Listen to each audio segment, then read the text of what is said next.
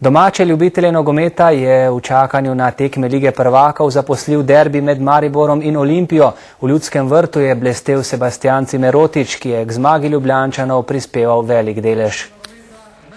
Prihod igralcev na teren je pozdravilo za derbi skromno število gledalcev, le 3000.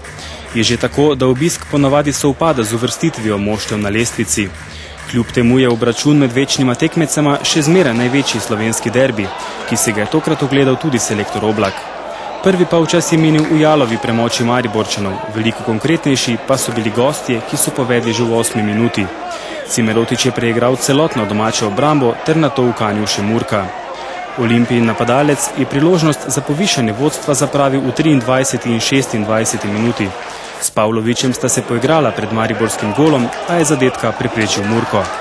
Na nasprotni strani v prvem polčasu beležimo le eno omembe vredno priložnost.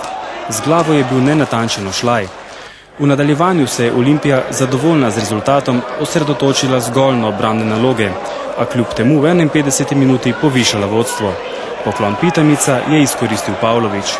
Maribor je igral nepovezano, poizkušal z dolgimi podajami ter streli iz prekinitev. Gostje so brez težav obvladovali položaj na igrišču ter bili nevarni iz protinapadov. Nemočnemu nasprotniku so zadnji udarec zadali v 87. minuti, ko je Cimerotič kaznoval njegovo ponovno nespretnost in s tem potrdil 4. zmago Olimpije v Ljudskem vrtu.